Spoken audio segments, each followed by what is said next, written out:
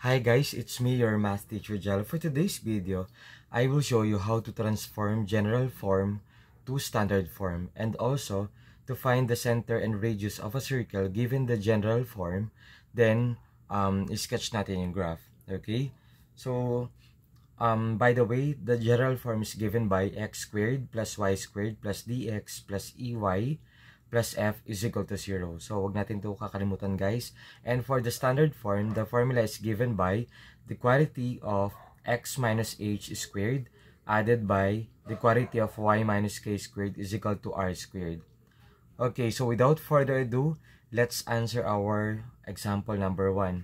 Determine the center and radius of the circle x squared plus y squared minus 4x minus 2y minus 4 is equal to 0.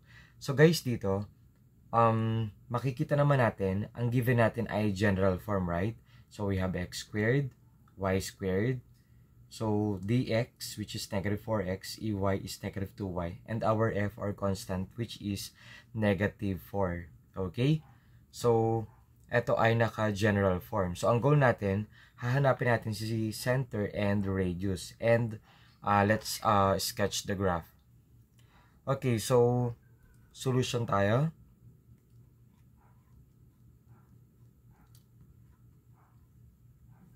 Okay, yung process natin, yung first step natin, guys, let's copy muna. So, we have the quantity or x squared rather plus y squared minus 4x minus 2y minus 4 is equal to 0. Okay, so guys, dito, yung negative 4 natin or yung f or yung constant, i-move natin sa right side. Okay, so it will become x squared plus y squared minus 4x minus 2y is now equal to positive 4. From negative 4, kapag nilipat natin, it will become positive 4.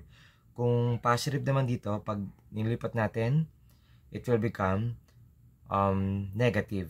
Okay?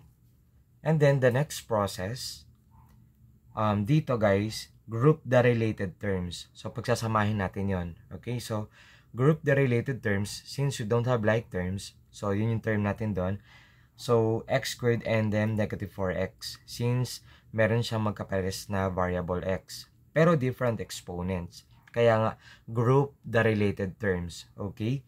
So, ito ay magiging x squared minus 4x. Gets? Plus y squared and then minus 2y. Take whatever the sign is now equal to 4. Okay? And then, afterwards, by completing the square, kaya pinag-aralan nyo nung grade 8 and grade 9 yon. So, i-apply natin yun dito. So, by completing the square,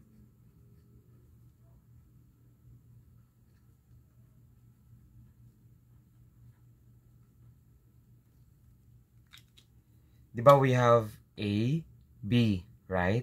So, dito, guys, copy ko muna. So, we have x squared minus 4x, right? Okay, so, guys, dito, yung negative 4, that will be your B, okay? So, using completing the square, so, kung natatandaan sa lesson nyo, guys, nung grade 8 and grade 9, we have b squared, right? Quantity b over 2 squared, right? So, yung b natin dito, which is negative 4. So, negative 4 over 2. Follow lang natin to, guys. So, ito ay equals, what is negative 4 over 2? This is negative 2, right? And then squared. So, evaluate, which is positive 4. Gets? Okay. So, dito meron tayong plus 4. Gets? So, dito natin nakuha yan. Or, pwedeng ganito, kahit hindi ka na apply ng ganito, ano yung kalahati ng 4? Diba 2? i-square natin siya. So, that is 4. So, ganun pa rin naman. Okay? And then, plus, para hindi kayo malito, let's use open and close parentheses. And then, y squared minus 2y. Okay.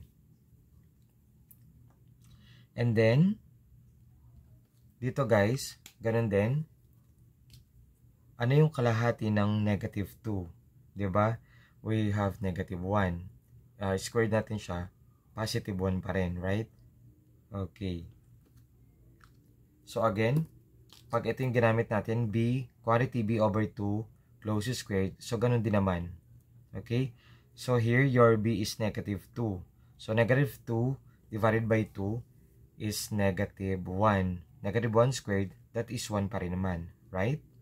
Okay. And then, we have 4 here. Huwag kakalimutan. And, syempre, para maging equal sila or to make the equation balance, okay, so whatever we adds here, dito guys, sa kaliwa, dapat ganun din sa kanan. So, nag-add tayo dyan ng 4 and also 1. Gets? Okay, so kakalimutan yan.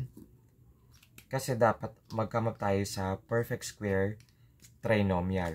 And then later, i-factor out natin yon. Okay, so guys, dito, meron tayong perfect square trinomial. So, which means magkaparehas yung factors natin kapag finactor out natin to guys. Okay? So, balikan natin yung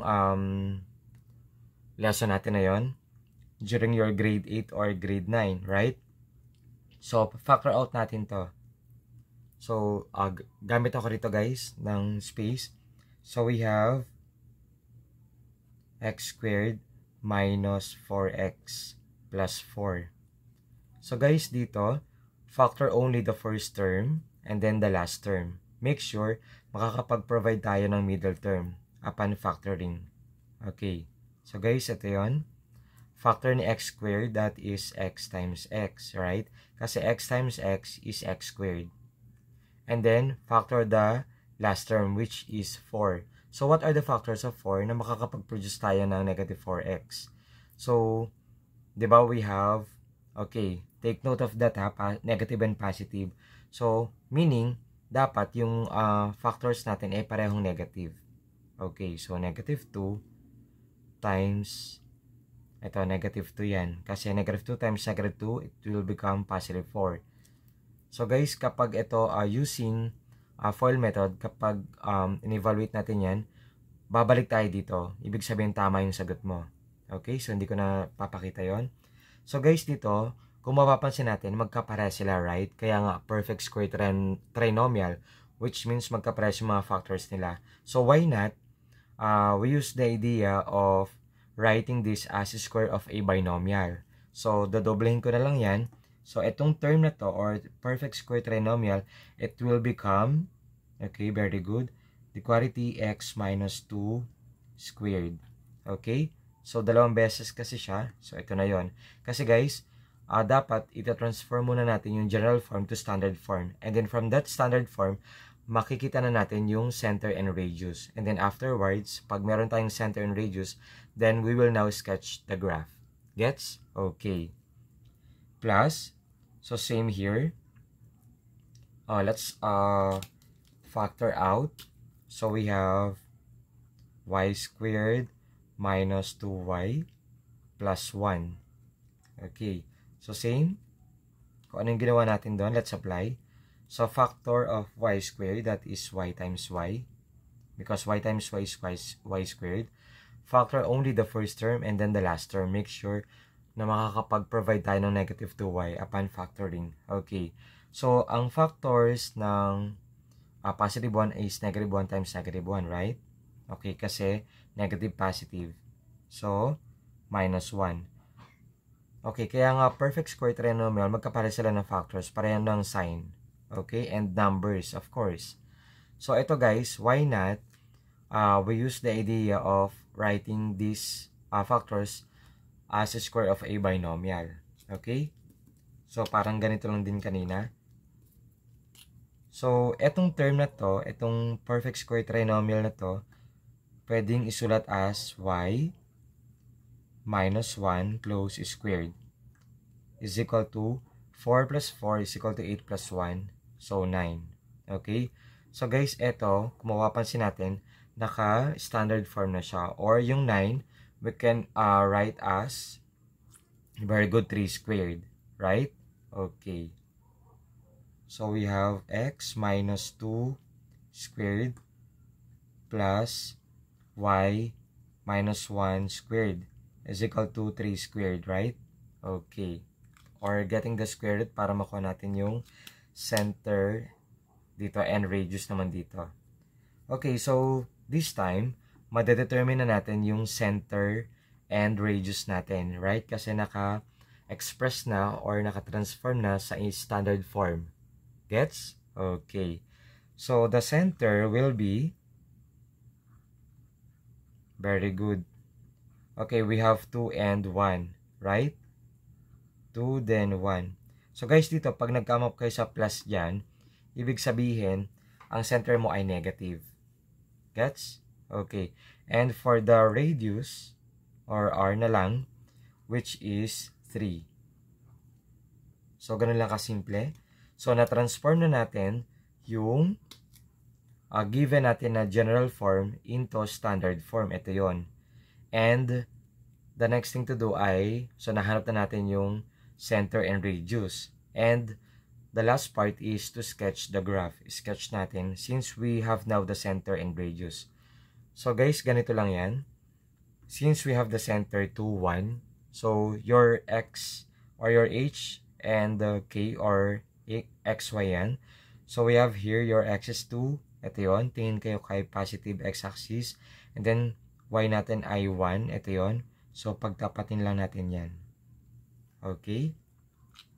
And then, afterwards, our radius ay 3 units going to the right, going to the left, upward, downward. Gets? So, let's count. From this point, ito yung reference point or yung center na tinatawag. From this point, so, 1, 2, 3. So, nandito yung isang points sa circle natin or points on the circle. From here, so we have 1, 2, 3. Gets? Okay. And then, downward from this point, so 1, 2, 3. So, nandito siya. And then, we have, from here, 1, 2, 3. Kasi, 3 units yung radius natin from the center. Gets? So, guys, dito, para mag-come up tayo ng perfect circle, of course, let's use compass. Okay? So, guys, yung tip natin doon, i-place natin sa center. And then, sketch natin yung circle.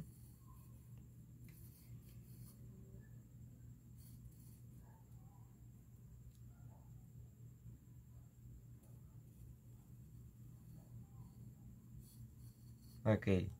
So, eto na yung sketch ng graph natin dito sa given na x squared plus y squared minus 4x minus 2y minus 4 is equal to 0. Okay? So, kapag yung teacher nyo ay sinabi, graph the equation x squared plus y squared minus 4x minus 2y minus 4 is equal to 0. So, ang unang gagawin nyo dito, guys, kapag ang goal nyo dyan ay i-graph nyo, first, we will transform muna from general form to standard form. Dapat ganito. And then, kapag naka-transform na sa standard form, madadetermine na natin yung center and radius. Actually, yung standard form, pwede natin tawaging center-radius form. Okay? And then, from that center and radius, ipaplat na natin sa ating Cartesian plane. And then, use compass. So, ganun lang kasimple.